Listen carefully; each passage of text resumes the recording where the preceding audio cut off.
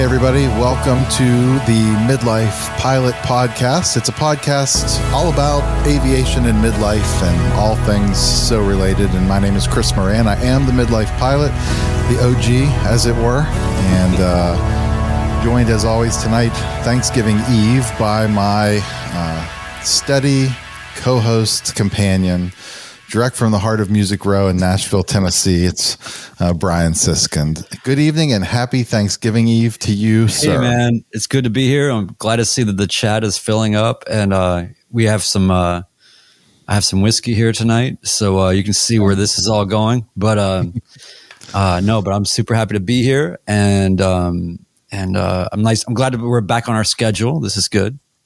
Yep, it does feel good to get back to a normal sequence. And so tonight we thought it might be fun to just have a kind of a topical evening recording of the podcast of, things related to aviation or not, life things that we're just thankful for and the part that kind of aviation has played in that. So for sure, if you're with us tonight live in the chat, go ahead and leave your comments in there like you always do, and we'll read as many of them as we can. Things, message of thanks, and we have some queued up, some audio messages that were sent in by some folks to get to later on in the show as well.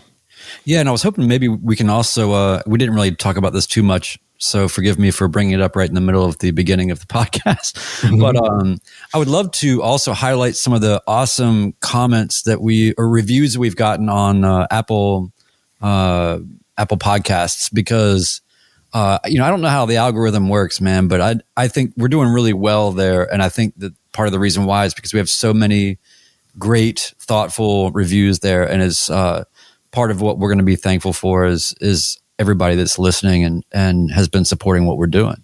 Mm-hmm. That's a great idea. Well, I'll kick us off. I have a couple of current topical things related to aviation that I'm thankful for.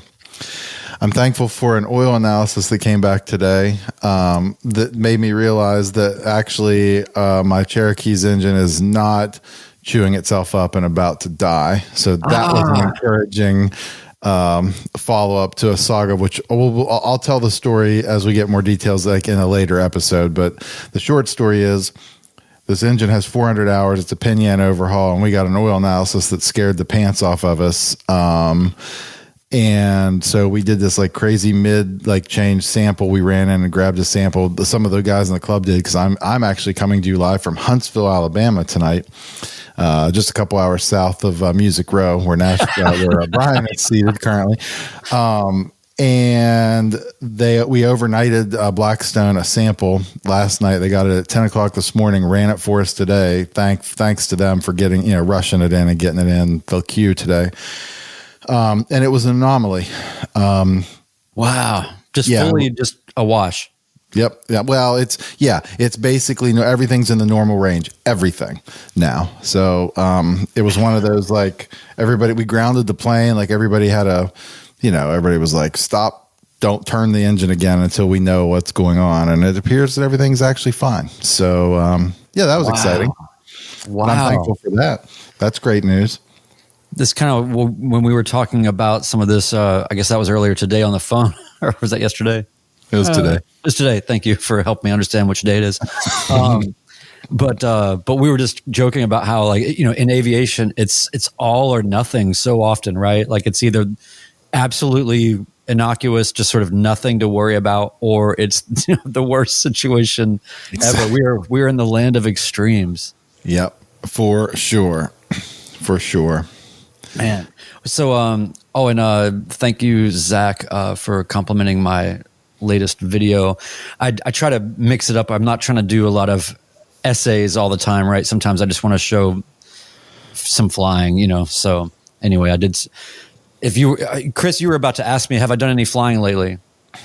It was on my list. That was my next question. So yes, matter of fact, I have, and I did film some of it. So yeah, I just did night flight for Currency, which is always fun. And I have some thoughts around that have been sort of on my mind. And then the next day, yesterday, I flew from Music Row to the heart of Music Row Did you know that Reba McEntire's studio on Music Row, it's called Starstruck, that there's actually a helipad on the roof of it? And so they built it with all of that in mind, but then they were never allowed to use it because all the other studios around there it's like after coming in. So, a lot of ideas, not a lot of planning, I guess is how that went. But anyway, yesterday I flew to Sikeston, Missouri, a population 16,000. It's basically due west of here. You go across the Mississippi River, and it's not much further. And went to a place called Lambert's, where they throw bread at you. So it's a restaurant you go to. It's sort of like a Cracker Barrel on steroids.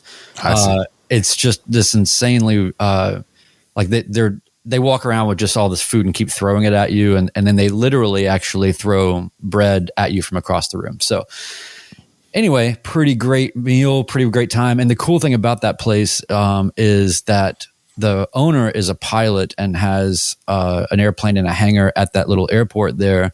And so for years, what he has done is made it really pilot friendly. So when you get to the FBO, and keep in mind, this is a very small town, 16,000 people. The airport's not huge or anything, but you get there, the FBO, you walk in, they will call the restaurant. The restaurant will send a van immediately to come and pick you up, take you straight to the restaurant. This restaurant is usually packed with, an hour, 2 hour wait.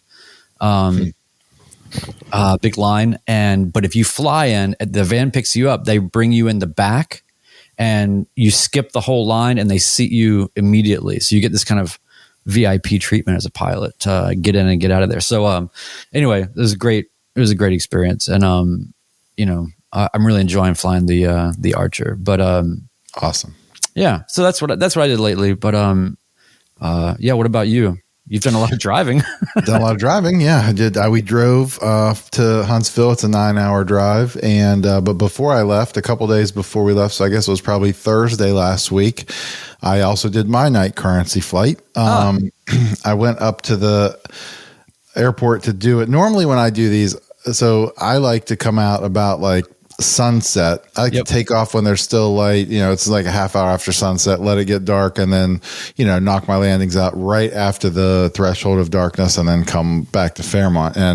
But it's hard to do that these days when it's dark so early here on the East Coast. And so I got up there. It was already well past sunset. So it was dark. And I hadn't flown at night for probably 3 months, 4 months, 5 months maybe.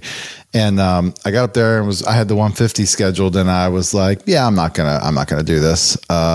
Decided not to. And then randomly, completely by chance, ran into another guy from the flying club who was up there, who I've flown with a lot. And he's like, well, he said, I could use a safety pilot to go shoot an instrument approach. Like, why don't we just jump in the Cherokee 235 and we'll just go knock all this out together? And I'm like, perfect. So we kind of went out and did some stuff, and he's a CFI as well.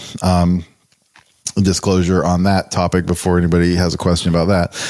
So we went out and did that. And of course it was no factor. Like, they were great and my landings were fine. And of course it would have been I should have just taken the 150 but everything would have been fine. And that, in that regard as well. But, had a really good time. It's a beautiful night, lots of lights to see. And, we flew for about an hour, a little over an hour, and got all of our stuff knocked out, and that was good. So what was your hesitation about flying the 150? Was it anything about the plane itself? No, in fact, it has brand new. We put a new beacon, an LED beacon in this thing that I think you can see from space. It's shocking, and it's all LED lights. I mean, it's totally fine. I was just not it was just not, I don't know. I just didn't feel good about having not flown at night for so long. You know what I mean? See. Because I was just wondering, because one of the things that I've been waiting for is the right night to fly the Archer, because I haven't flown it at night yet. And, it's like you just don't know what's going to light, what lighting is going to actually work, or what it's going to kind of look and feel like. So you kind of get prepared for the worst, or, essentially having nothing, and then hope for the best. So for me, I always overthink it. Like, even on that flight, I was like, like, am I going to be able to see right? I haven't flown the 235 at night. Like, it's been forever, probably a year. And, when I get in there and forget all about all those little other details, I'm like, this is just like flying. I mean, it's just like flying any other time. I did have a hilarious, and I don't know that it was necessarily related to night flying, but on like my first full stop, actually, it was after that we'd done all three, and this was like a bonus landing that we were doing later. So we did a touch and go for the fourth one because they didn't have to be to a full stop. I landed and was complaining to Dave, who was with me, about my being left to center line. I'm like 6 feet left. I'm like, I'm disappointed in that one. I said, "You ready to go?" And I looked over and he said, "Yeah, I'm ready to go." And I went full power, and like, I'm like, man, this thing's like jumping off the runway. And I look down, I'm like, yeah, I still have 20 degrees of flaps. And I'm like, 25 degrees of flaps. I'm like, well, that was exciting. That's the first time I've done that in the Cherokee, like left the flaps in on a touch and go. I was like, woo, this is exciting. But no, it was super fun. We had a really good time. Man. So, so the only thing I noticed, it's weird, idiosyncratic things about each plane. But for me, the thing that in the Archer that got me, that I'm glad I had my, sort of lights with me and everything, and I made sure they're out of my bag and like sort of right next to me, was I realized that because the trim is in between the seats, when I would do a full stop and I would come back and I would want to set the trim for takeoff to kind of level it out, I couldn't see it. That's a great point. And so I had to use a hand light every time to get my trim right. So I wore a headlamp for the first time ever, a red headlamp that's adjustable angle, right? So you can tip it forward. I left it on the entire flight. It was amazing. Yeah. I told Dave, who was with me, I'm like, everywhere I look is illuminated. Like I can see everything. Like it was very good. This was the first time I have one of those. And this was the first time I thought, I'm going to see if I can get along. I wanted to see if this panel is lit up enough to where I can handle everything without a headlamp. And then, of course, I could, except for that one detail. But yeah, headlamp for life, especially like when you're back and you're trying to secure the plane and everything. It's great to just be able to do that. Headlamps are always are the best. But anyway, so yeah, I had a great flight and I really enjoyed the time. But it was one of those things where I wanted to get out early, like you're talking about, and do maybe a handful of landings, so that as it gets fully dark an hour after, then I'd be good. But what ended up happening, I got up to the airport and it was like the most beautiful, incomprehensible weather, just so good. No wind, just warm, not freezing cold. And you know how busy it is there. There was nobody there. It was like a ghost town. It felt like something was wrong, but you just didn't know what it was. Like, is this closed? Or I've never seen it that desolate, especially under those conditions. And so I'm like, God, this is going to be great, man. This is just going to be so great. And then I get in the plane and I fire it up. And then I as soon as I say I'm calling in the tower to do my run up, or calling ground to ask for a run up, the guy's like, expect a delay, for your pattern work. And I thought, oh, okay, whatever. I've got to still go do a run up. I'm sure it'll get sorted out or whatever. Well, I guess he knew something that I didn't, because as soon as I started taxiing back to the runway to get in line, there was about, I don't know, I want to say either 8, 9, 10 arrivals that were all spaced out by, annoying amounts of miles. Just, I sat there for probably almost 30 minutes. Oh, wow. Just sitting there. So in a weird way, it was kind of nice because I was like, well, at least I'm not, I'm mitigating some of my recreational gas burning here. But man, it took forever to get out. So then I only had one to do that was left before time. And then it was so cool because the second one I was coming around and I was on downwind looking at the clock and I was like, if I can just slow down a little bit, this one will count. And so yeah, but I really love flying at night. I wish that I didn't love it so much. I'm actually inclined to I really kind of want to do it more. And I actually want to like plan out some specific, I've done a little bit of a cross country, 50-mile kind of thing at night, but that's it. But I want to do more. It's a temptation that it's like, if there's no reason to do it, you shouldn't really do it. But at the same time, it's such an entrancing, amazing experience. Yeah, that's awesome. I was having that same realization when we were flying the other night, is how much I enjoy it, but how much I don't enjoy the added risk of not being able to tell what the black space below me is if I have to land there. Like, that's a little unnerving. Yeah, I mean, I guess you follow highways and hope for the best, but yeah, I mean, it's a risk. But anyway, yeah, so it's nice to get some flying in while it's, I haven't really been enjoying the cold very much. So it's nice. We had a little spell of good, reasonable temperatures and some good flying. So, but yeah, I mean, coming up this time of year, right, we're sitting here thinking about, what we're grateful for. I've got a few things that I wrote down that I thought about, and then we've got some things that people have sent in. So we can get to those. And obviously anybody that's listening to this after the fact, feel free to comment or send us something. And, it's not just limited to this. We're happy to take any submissions from anybody about anything, really. It's all very cool. But, so what do you have a short list? Yeah, but yours, you already, you indicated that you did, or we could play. We have a handful of audio submissions that we could, kind of mix these in too if we wanted to get one of those. Let's get into that, because really, I mean, honestly, what we're most grateful for is all these people that have been able to join us. And that's right. I think that is the collective, isn't it? That it's kind of the community that's built. And so we'll hear a couple from these. The first one is from Josh, who was featured in a bunch of our latest videos. He was at the fly-in. I flew down with him and his Cirrus. So Josh is from Pittsburgh, and so Josh submitted this earlier today, and here's what he had to say. Hey, it's Josh. Just wanted this year, I am very thankful for having found a group of people in aviation who are always willing to learn, always looking for new ways to do better, who are humble enough to admit when they make mistakes and share them with others so that we all learn from them. No one's trying to be top dog in this group. We're all just trying to help each other. And so I'm really thankful for that, and I'm hoping we get some more folks in here. Have a great Thanksgiving. Awesome. Thank you, Josh. So listen, look, I'm not a conspiracy theorist type person, but can you play that one again and just listen to the top? I think he said, "Hey, idiots." I think he's just play it again. Okay, here we go. Hey, it's Josh. Just wanted to say. Hey, it's Josh. Hey, everything else seemed very genuine and heartfelt, but the opening, I just felt like a little. No, that was great, man. That's really, and I love what he said about sort of nobody's trying to be top dog, or anything like that.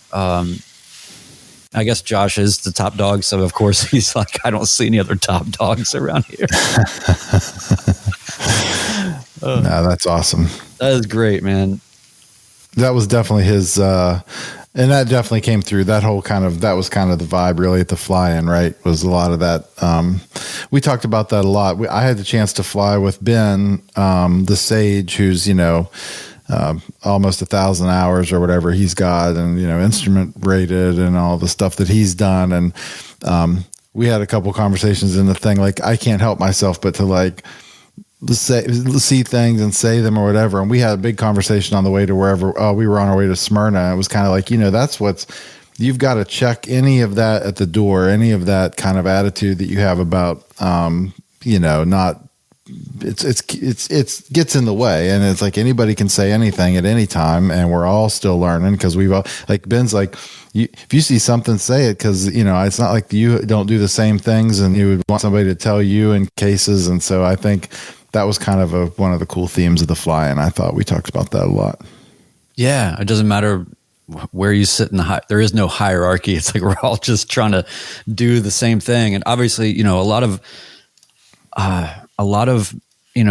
bad things can happen to people with a lot of experience. It's not just about, like, you don't get immunity from the laws of physics, right? So exactly, you got to keep it together mentally and always be thinking about how many sets of eyes and ears can I possibly have? It's great. Exactly. Yeah. Exactly. That's awesome.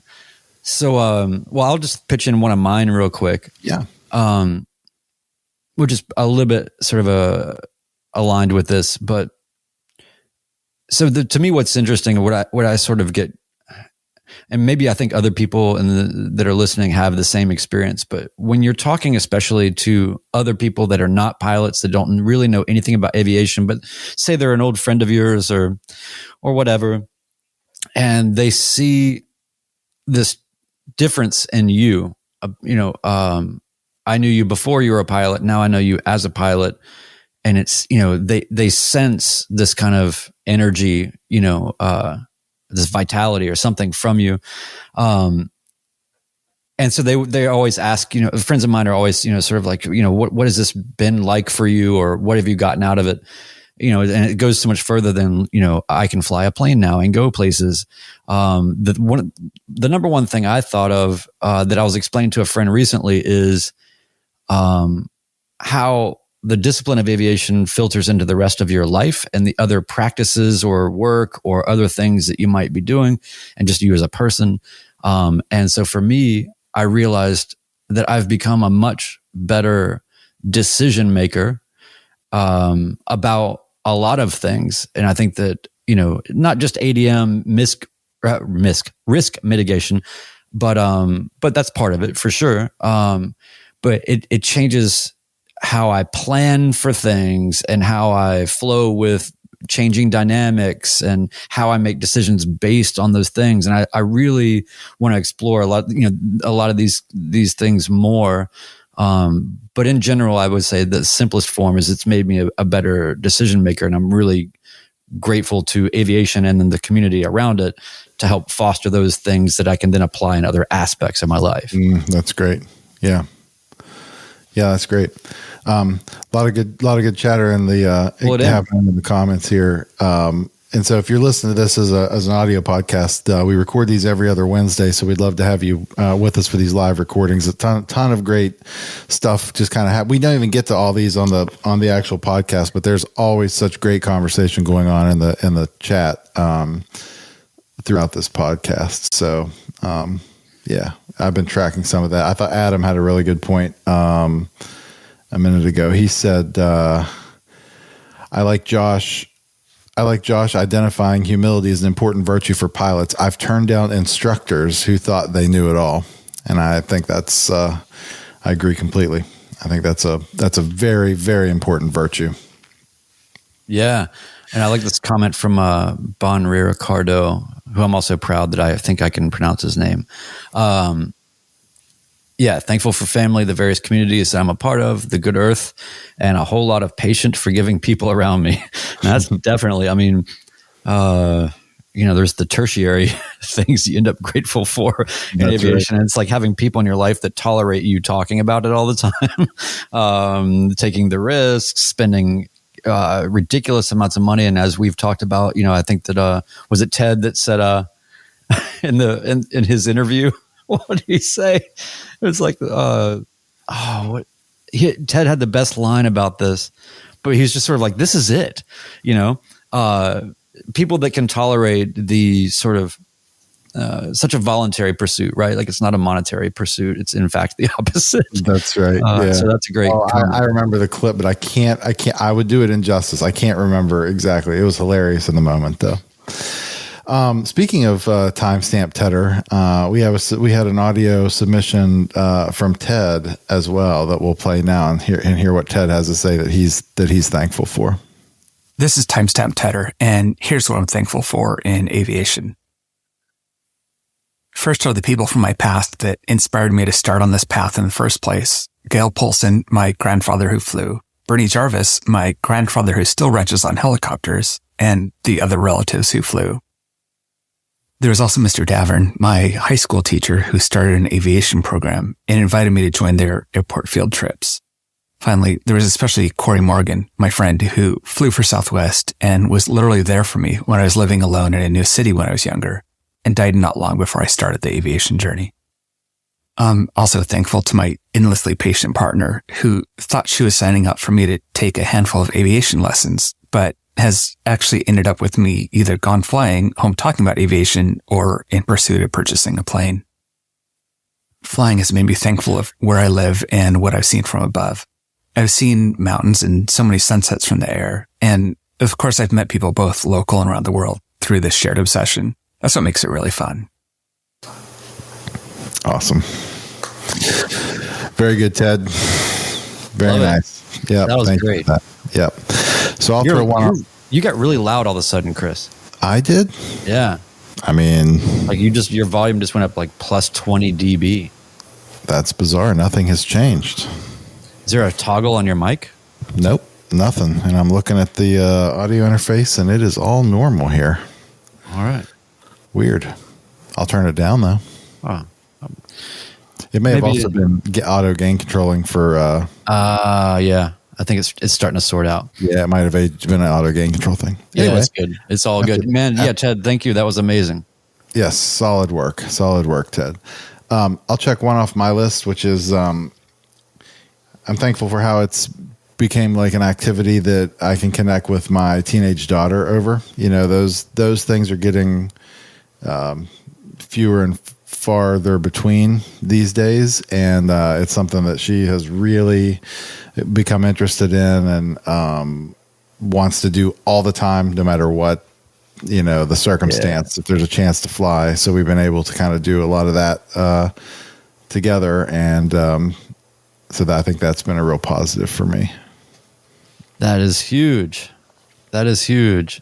Yeah, I mean, those are always, I think, my favorite videos that you release. You know, it's just the whole dynamic between you guys, and also just seeing how she's progressed from sort of, you know, getting weirded out just when the flaps come out, and just how that feels, versus now just having so much knowledge and awareness of what's going on, and actually contributing to the, you know, being helpful and right. being totally in the experience. It's just such a neat thing to see her exposure over time, and she's even got trademarked, patented phrases, catchphrases now. So I mean, she's a good one.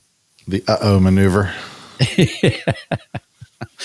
That's t-shirt worthy. It is, really. All right, let's I'm going to play this last one. The third audio. These are all, and these, I think all these folks, Josh had to leave early, so he probably missed his, but I know Tedder's here. He's Fly Sport in the chat. And this last one is from One Dull Geek, who made it to the fly-in last spring on the Outer Banks, and was on his way to Nashville for your fly-in, but then had a problem with his airplane and had to turn around and go home. And that was probably the most devastating video of the whole one. I don't know if he shared it publicly or if it was just with us, but there is a moment, he has a video of it when he discovers the problem in flight, and just his reaction of, you could just see the disappointment, you know, that just like took over when he realized he wasn't going to be able to come all the way down there. But so I'm curious, I haven't listened to any of these, so this is the first time I'm hearing these as well. But this is One Dull Geek's submission. Let's see. What am I thankful for? I guess I'm thankful that I get to participate in something that seems like a fundamental human desire, the ability to fly, to get above everything. And when I do that, to get it both physically out of the way and emotionally out of the way. I'm also thankful that I found a group of similarly minded people who can relate to this. Yep. Hashtag awesome. Damn it. Hashtag damn it. Yeah, that is the video of. I wish that you could pull up that clip because it's so. I like it when at least something humorous and impacting can come out of something that is so much of a drag. But when, like in the moment that weekend, it was a gut punch to see him having that. But then now it's like, oh, he's got a trademark catchphrase too. This is it's so good. But thank you for that, Mark, aka One Dull Geek. And I that leads me kind of to maybe one of the things I had on my list. I'll get to real quick, which is, I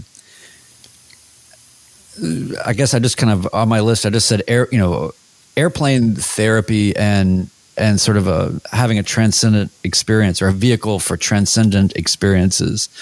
I took a friend to fly yesterday, and she had been flying with me only once before, almost a year ago.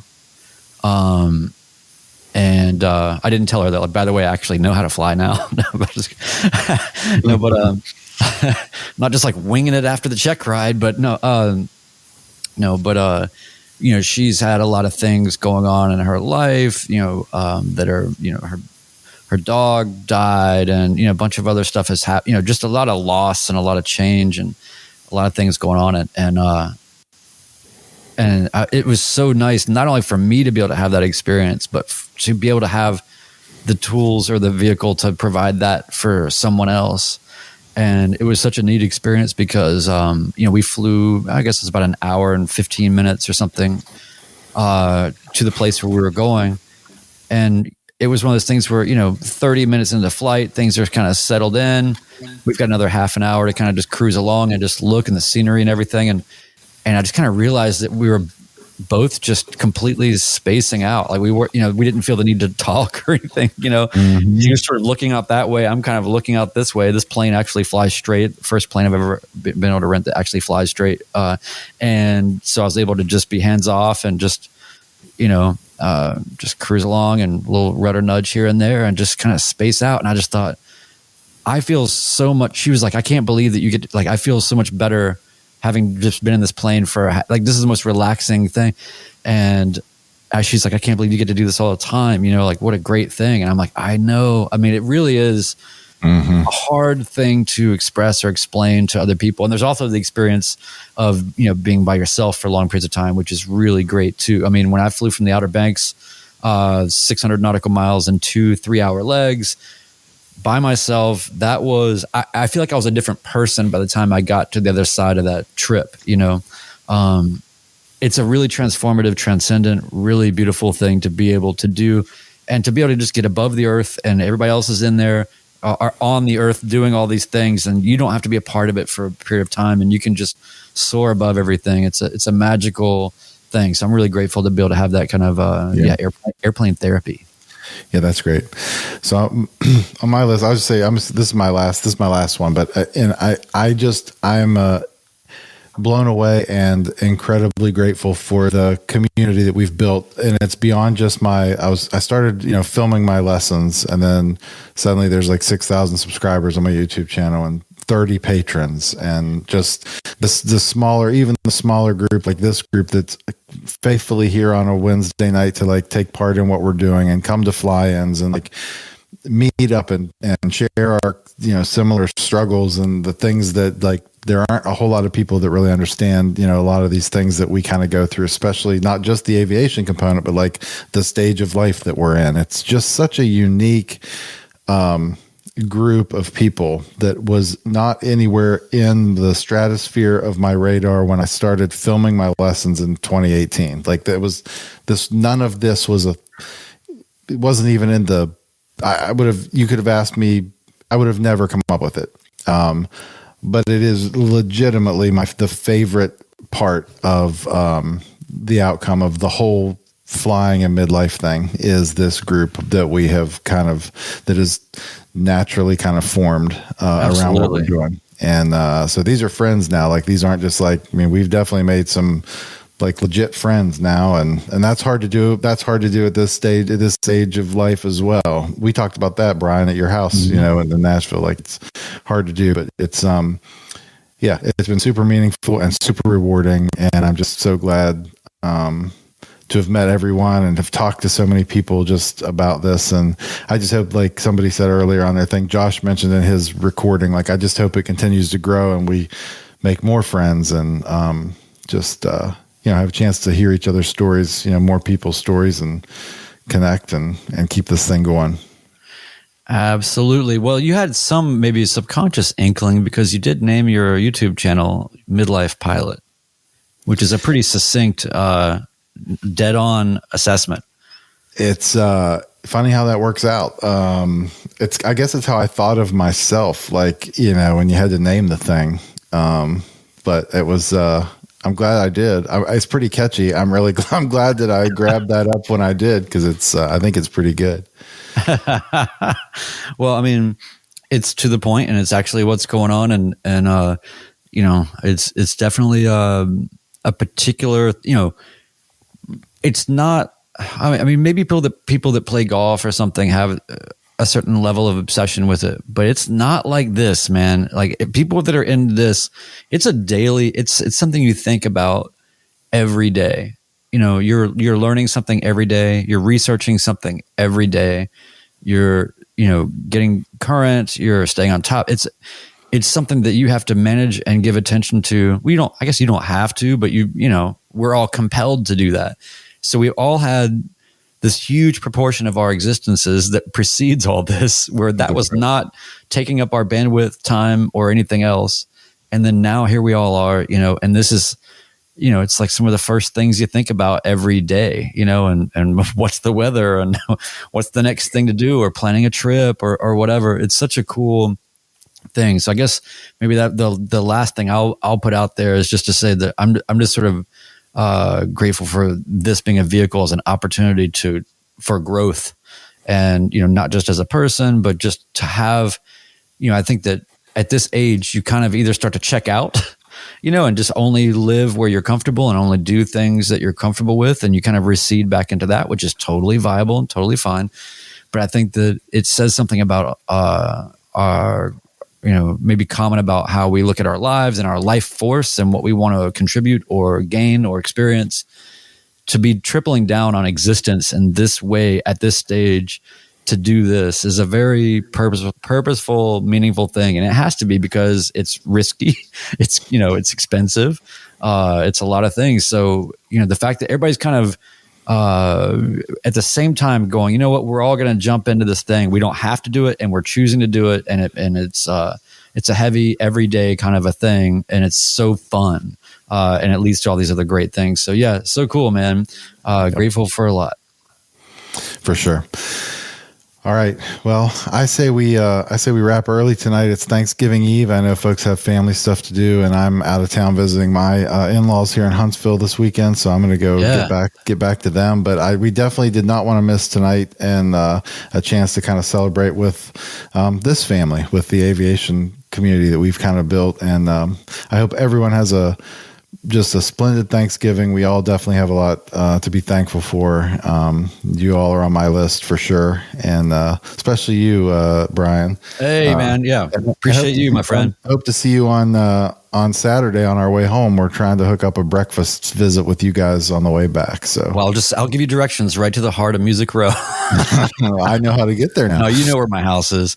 But yeah, man. Hopefully, you guys can make it through. Thanks for everybody in the chat, and for those who contributed. There's really great messages, and we want to find more ways to sort of connect with people and include people. So if you have any thoughts, ideas, or whatever, leave reviews or drop us a note or be in touch or do all the things. Absolutely. Yeah. It was great potting with you, and we'll talk again in 2 weeks. All right. Happy Thanksgiving. Cheers.